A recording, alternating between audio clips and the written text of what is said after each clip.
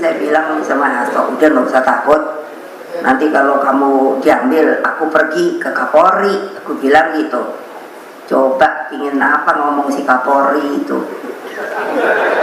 Saya kan nanya sama ahli tata negara, pengacara, sebenarnya salahnya saya ini apa toh? Udah ya dok. Gak ada yang berani, nggak berani. Saya bilang kalau Hasto itu ditangkap, saya datang. Ya, saya nggak bohong. Kenapa? Saya ketua umum, bertanggung jawab kepada warga saya. Dia adalah sekjen saya. Sepi dah.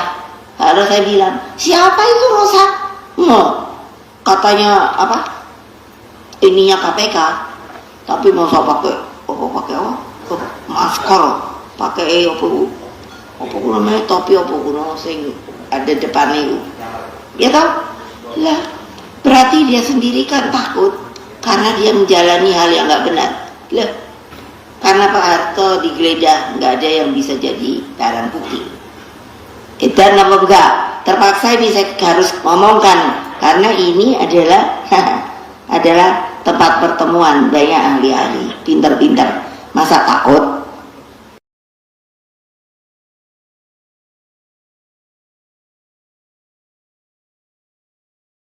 Ditetapkan tersangka oleh KPK. Tanggapan Anda, Pak? Iya, nggak terlalu mengejutkan bagi saya karena sebelum ini kan sudah lumayan beredar informasi lah ya, bahwa ada beberapa tokoh dari PDI Perjuangan itu yang sedang dibidik ya oleh aparat penegak hukum begitu ya. Nah, keperluannya sih saya dengar karena apa namanya itu ya, pertama karena posisi PDI Perjuangan sekarang yang oposisi, khususnya dulu oposisi terhadap Pak Jokowi kan gitu. Nah, yang kedua ada keinginan yang kuat juga untuk menggantikan posisi Hasto dari kesekjenan ya, khususnya menjelang Kongres PDI Perjuangan di bulan Januari yang akan datang itu.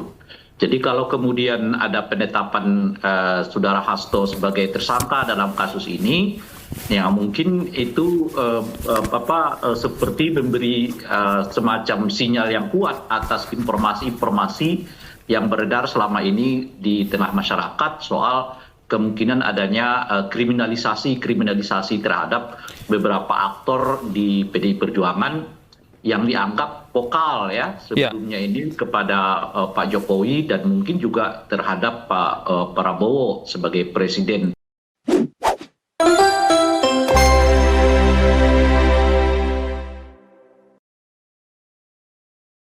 Bahkan kemudian saya diancam, informasinya A1 mau dijadikan tersangka untuk kasus yang sangat tidak jelas.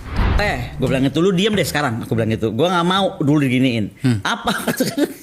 Gue salah juga ngomong malam-malam kayak gitu. Lu mau ditersangkain dan udah berhenti lah, lu usah ke Sumatera Utara itu. Wah, dia ngamuk, langsung gue dikuliahin. Satu nih kalau aku bilang, Jokowi itu jago gimmick. Peristiwa 10 November, ribuan orang meninggal mengalahkan yang namanya bala tentara sekutu pemenang perang dunia kedua. Mosok saya hanya menghadapi ancaman aja takut, saya bongkar. Itu yang kita lakukan. Jadi saya nyatakan di sini bahwa Anies Baswedan kriminalisasi itu perintah dari Presiden Jokowi. Anda sadar betul menyampaikan semua ini? Oh, saya sangat sadar. Saya menyongsong badai. Terus terang saja, sampai hari ini saya belum melihat ada satu perbedaan yang signifikan dengan pemerintahan yang sebelumnya. Ancamannya sama, mereka yang berpendapat, mereka yang bersuara lain dengan pemerintah itu bisa diancam untuk ditersangkakan. Saya tidak tahu kok bisa begitu ya. Hasto sebagai orang partai pejabat publik pasti tidak clear ya, pasti ada hal-hal yang barangkali bisa dieksploitasi sebagaimana Anies dieksploitasi dengan Formula E-nya. Atau Denny Indrayana dieksploitasi dengan payment gateway-nya yang status tersangkanya tidak pernah dicabut, tidak pernah di SP3 kan walaupun sudah 10 tahun. Tetapi begitu ngomong ya kan, sudah mulai ya kan. Nah pertanyaannya adalah kok bisa begitu ya negara kita ini ya.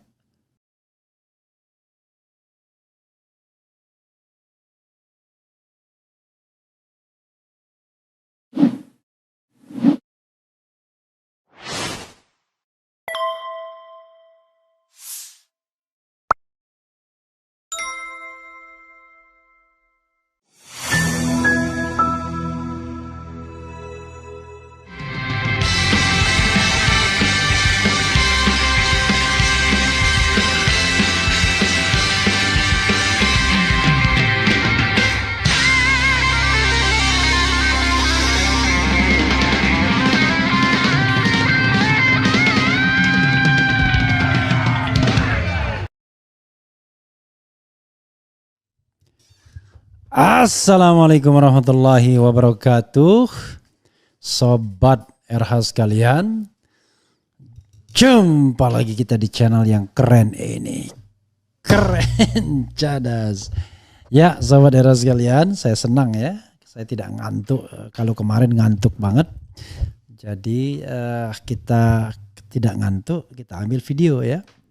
Dan ini menarik ya videonya, karena ini bicara tentang Koni Rahakundini Bakri ngaku punya info A1, sebut Hasto Kristianto dalam bahaya, bakal jadi tersangke katanya ya.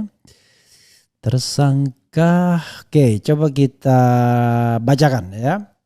Dan tadi videonya sudah disetel ya. Ya tadi ya. Ada tadi, belum ya, nanti coba cari videonya kalau ada ya. Karena dia dinyampaikannya ini di podcast ya. Kilat.com, Koni Rahakundini Bakri mendadak buat geger usai mengaku memiliki info A1. Pasalnya dalam keterangan yang diberikan, Koni mengaku bahwa ia mengetahui informasi adanya tindakan yang ingin membuat Hasto Kristianto berurusan dengan hukum. Hal tersebut disampaikan oleh Koni R. Bakri selaku analis militer dan pertahanan di kanal YouTube Akbar Faisal Unsensor.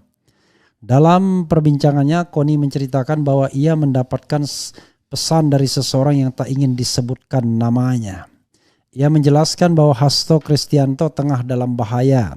Ketika saya diminta ketemu, Mbak, gua punya berita A1 tentang sahabat lu. Wah, sahabat gue? Siapa nih sahabat gue? Banyak kayaknya. Iya, sahabat gue banget, Hasto, ujarnya. Ini sahabat gue banget, Hasto, ujarnya.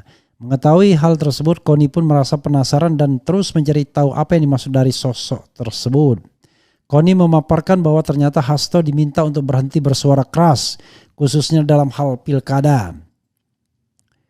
Luar biasa ya. Ditekankan oleh Koni bahwa ia diminta untuk memperingatkan Hasto agar tidak lagi bersuara khususnya bagi wilayah Sumatera Utara, Jawa Tengah dan DKI Jakarta. Bukan tanpa sebab, Koni mengaku bahwa sosok yang tak disebutkan namanya tersebut mengungkap bahwa Hasto Kristianto akan dijadikan seorang tersangka dan berkaitan dengan kasus hukum jika masih bersuara terkait dengan pilkada. Berhenti suara keras karena filenya tuh sudah siap. Bahwa beliau Hasto itu tersangka itu tinggal diumumkan. Ungkap Koni R. Bakri terkait dengan informasi A1 untuk Hasto Kristianto tersebut. Menyedihkan banget negara ini kalau begitu ya. Jadi sobat era sekalian, ini apa bedanya dengan zaman Mulyono ya? Kalau seandainya tiba-tiba ada orang yang mengatakan kalau Anda ngomong A, Anda akan jadi tersangka. Ini kan pekerjaannya Mulyono nih kan, kalau yang begini-beginian ya. Kok bisa begitu? Saya tidak habis pikir ya. Ternyata tidak ada bedanya dengan Mulyono ya. Jadi sobat era sekalian ya, kalau kita lihat masa pemerintahan Prabowo Subianto ini, maka terus terang saja sampai hari ini saya belum melihat ada satu perbedaan yang signifikan dengan pemerintahan yang sebelumnya. Ancamannya sama, mereka yang berpendapat, mereka yang bersuara lain dengan pemerintah itu bisa diancam untuk ditersangkakan. Saya tidak tahu kok bisa begitu ya. Hasto sebagai orang partai pejabat publik pasti tidak clear ya, pasti ada hal-hal yang barangkali bisa dieksploitasi sebagaimana Anies dieksploitasi dengan Formula E-nya atau Denny Indrayana dieksploitasi dengan payment gateway-nya yang status tersangkanya tidak pernah dicabut, tidak pernah di SP3 kan walaupun sudah 10 tahun, tetapi begitu ngomong ya kan sudah mulai ya kan. Nah pertanyaannya adalah kok bisa begitu ya negara kita ini ya. Jadi menyandra orang itu adalah pekerjaannya Mulyono selama 10 tahun. Masa pemerintahan Prabowo Subianto mau melanjutkan juga? Walaupun dalam kasus Denny Indrayana saya melihat ada kecenderungan arah itu. Negara ini aneh. Orang yang korup, orang yang bermain katakanlah kegiatan bisnis ilegal, gak diapa-apain. Tapi mereka yang mengkritik, mereka yang mau menegakkan good governance, ya tapi gak aneh. Begitulah kalau negara-negara korup dimanapun di dunia ini. Karena itu Menyedihkan yang terpilih sebagai pimpinan KPK dan lain sebagainya. Terus terang saja kalau mau jujur, saya belum merasakan masa pemerintahan Prabowo Subianto ini berada on the right track. Kalau kasusnya Tom Lembong, kalau kasusnya Denny Indrayana, itu kelihatan betul kan ada upaya kriminalisasi. Termasuk juga dalam hal misalnya pembentukan kabinet, ya sama saja. Ya. Kekesalan baik Prabowo maupun SBY terhadap badan intelijen yang menyasar kepada lawan politik instead of musuh-musuh negara yang real kan sudah dikeluhkan. Tapi ya direkrut juga jadi menteri, kan aneh juga rasanya. Ya, dia mengeluhkan soal macam-macam yang terkait dengan penguasaan ekonomi dan lain sebagainya. Tapi direkrut juga orang-orang yang dekat dengan konglomerat, orang-orang yang selama ini memunculkan ketimpangan, bahkan diberikan karpet merah. Seolah-olah bahwa mereka benevolent, mereka akan menjadi orang yang baik untuk membagi, mendistribusikan asetnya. Enggak. Charity mereka hanya berapa persen dari potensi kekayaan negara yang mereka ambil. Kan begitu. Jadi saudara sekalian, kalau misalnya Hasto mau ditersangkakan, ya saya kira saya sudah dari kemarin-kemarin ya. Dan adapun Hasto melawan, saya apresiasi, tidak takut. Ya. Kita butuh orang yang berani bersuara, walaupun ada resikonya.